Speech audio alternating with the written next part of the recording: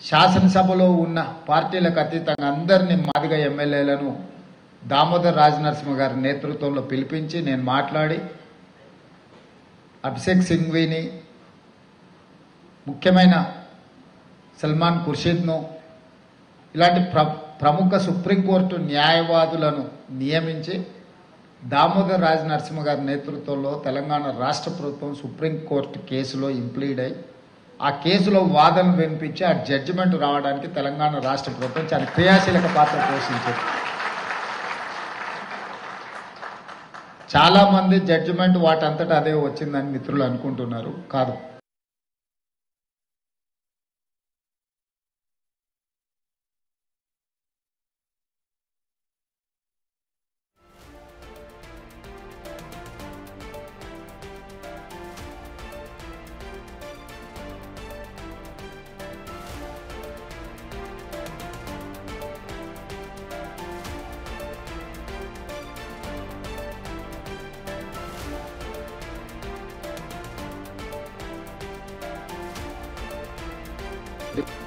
కూర్చొని సుప్రీంకోర్టులో వాదన వినిపించిన తర్వాత సుప్రీంకోర్టు తీర్పు ఇవ్వడం జరిగింది. తీర్పు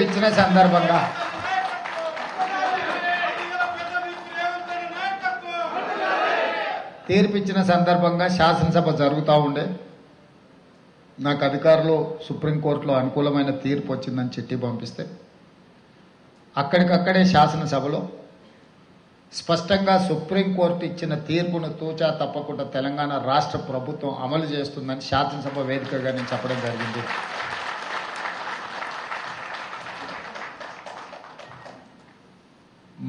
మాదిగ ఉపకులాల వర్గీకరణ తెలంగాణ సమస్య లాగా తెలంగాణ రాష్ట్ర చాలా అయిపోయింది.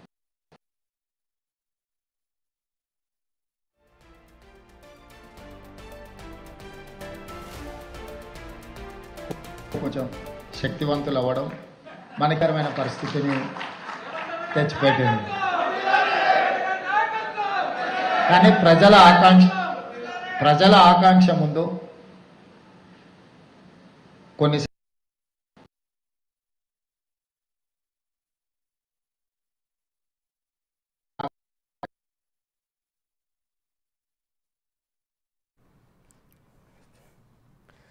ఇక ఏదైతే జూబ్లీ హిల్స్లో జరుగుతున్నటువంటి గ్లోబల్ మాదిగ 2024 కార్యక్రమానికి విచ్చేసినటువంటి రేవంత్ రెడ్డి గారి ప్రసంగంలో ఆయన మాట్లాడినటువంటి మాటలు ఏంటంటే వర్గీకరణపై సుప్రీంకోర్టు జడ్జిమెంట్ రావడంలో తెలంగాణ ప్రభుత్వానికి చాలా ముఖ్య పాత్ర అని రేవంత్ రెడ్డి పేర్కొనడం జరిగింది.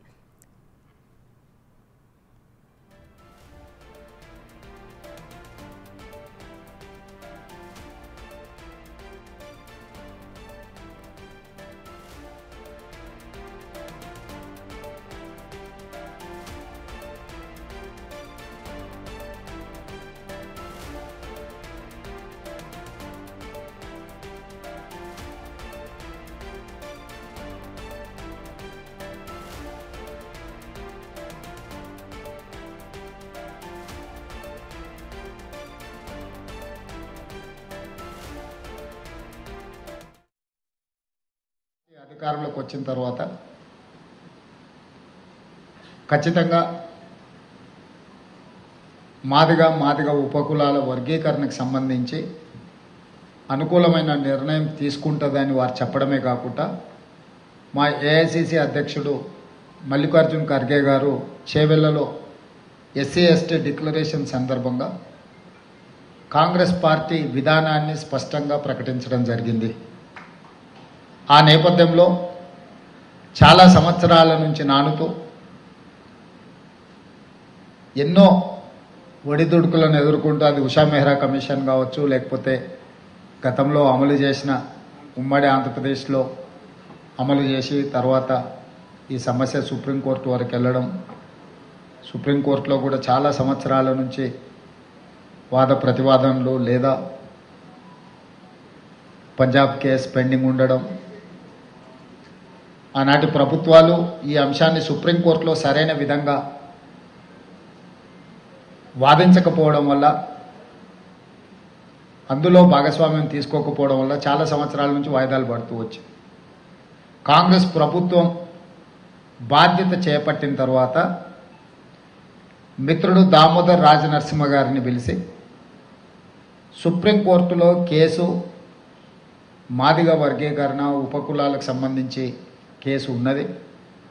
తెలంగాణ రాష్ట్ర ప్రభుత్వము ఈ కేసులో ఇంప్లీడ్ అయి మన వాదనలను వినిపించి తద్వారా వీళ్లకు న్యాయం చేయాలని చర్చ చేసి శాసనసభలో ఉన్న పార్టీలకు అతీతంగా అందరినీ మాదిగ ఎమ్మెల్యేలను దామోదర్ రాజనరసింహ గారి నేతృత్వంలో పిలిపించి నేను మాట్లాడి అభిషేక్ సింఘ్వీని, ముఖ్యమైన సల్మాన్ ఖుర్షీద్ను, ఇలాంటి ప్రముఖ సుప్రీంకోర్టు న్యాయవాదులను నియమించి దామోదర్ రాజనరసింహ గారి నేతృత్వంలో తెలంగాణ రాష్ట్ర ప్రభుత్వం సుప్రీంకోర్టు కేసులో ఇంప్లీడ్ అయి ఆ కేసులో వాదన వినిపించి ఆ జడ్జిమెంట్ రావడానికి తెలంగాణ రాష్ట్ర ప్రభుత్వం చాలా క్రియాశీలక పాత్ర పోషించింది.